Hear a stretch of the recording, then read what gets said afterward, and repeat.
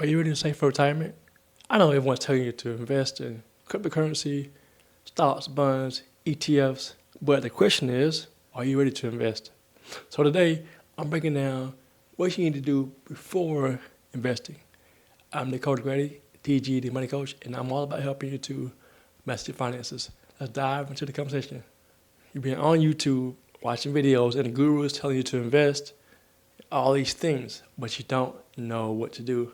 4 things you need to do before diving into investing. But before we get started, how many of you have already started investing? You feel like you're comfortable with it? Drop in the chat below. For those who aren't comfortable, let's get started. So the first thing, in my opinion, you need to start doing before you invest is get what I call a money plan. Simply a budget. A money plan is simply a guide to help you to be able to invest. If you're going on a trip that you've never been before, so you live in South Carolina like I do, you want to go to California, but you don't know how to get there. Yeah, you can get on a plane flight, but once you land, the landmarks you want to go to, say Hollywood or wherever in California you want to go to, how are you going to get there without a roadmap? You need the same thing with your finances. You need a plan for your finances, and I believe the best plan for your finances is a budget. I know you may hate the B word, but everyone needs a budget. Everyone needs a plan for the money. Otherwise, you'll be broke. In fact, get a copy of my book, Broke, at dakotagrady.com. It'll help you to really understand why budgeting is important. So yeah, get your budget, money plan. If you hate budgeting, well, you'll never outgrow the need to do a budget. It don't matter how much money you make, you will always need a budget. In fact, I met a guy years ago. He said that he didn't have any debt, so he didn't need a budget. Wrong answer.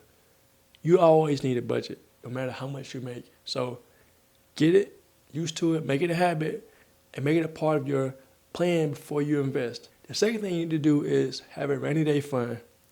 A rainy day fund is simply enough money set aside in a savings account, money market account, or even a high yield savings account in the event you have a rainy day, emergency. On my first book tour in Nashville, Tennessee, and it was a great tour.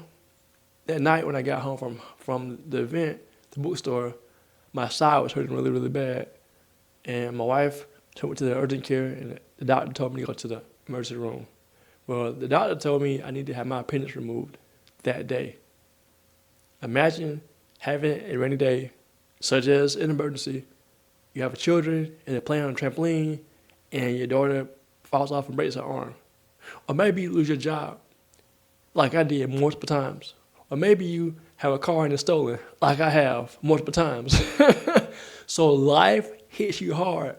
And when it does, I want you to be prepared with a rainy day fund of at least $500 to $1,500 in the savings account that you can access if you need it. Now, a rainy day fund isn't for taking trips, buying that big screen TV, buying those red bottoms, or anything else.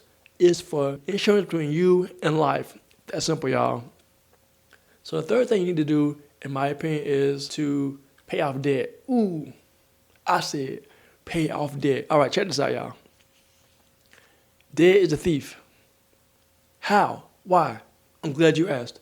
How is it a thief? Because every time you borrow money, you're borrowing someone else's money, OPM, other people's money, because you don't have the money for whatever, buying a house, car, traveling, or just because, right? You haven't starting a business, you want to borrow somebody else's money. You don't have the money to fund your event or whatever you're doing. When you borrow money, you're paying back principal, the original amount, plus interest.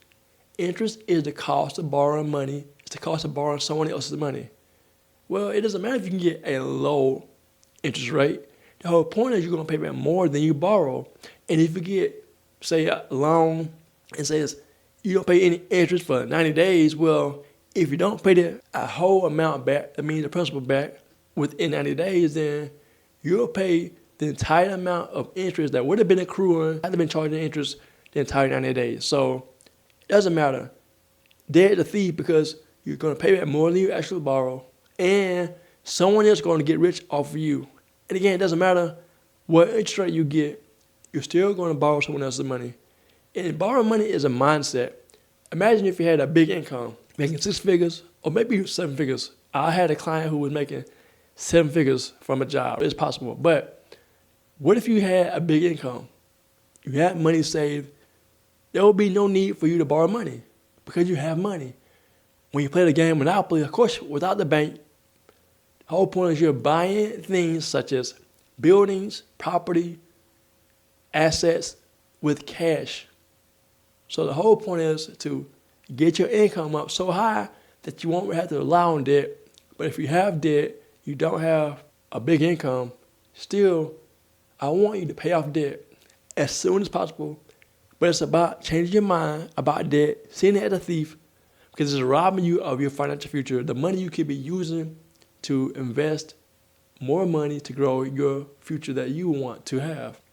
Now, I know it's something that you have to really think about. Some of y'all are going to click on this video because you love debt, and that's fine, because I'm talking to people who want to pay off debt, who realize debt is really still in their future, and they need help, and they are tired of being broke, busted, and disgusted when it comes to their finances.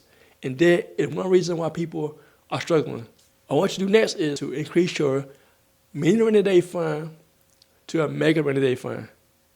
3 to 9 months of expenses. Here's why. Say you have a house and you have a leaky roof and you don't have any money saved. What are you going to do? Go back into debt? Right, exactly.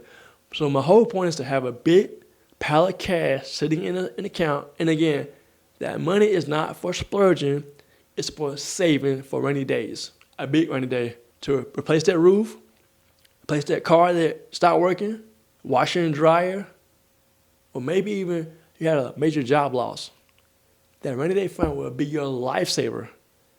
Make sure you get your rainy day fund established. The next thing to do is to invest. That's right, invest. What do I recommend investing in? I recommend investing in, you know what? I'm not going to tell you yet. I recommend watching the next video so you can find out how I recommend you invest in your retirement. Check out the next video, and I'll see you there.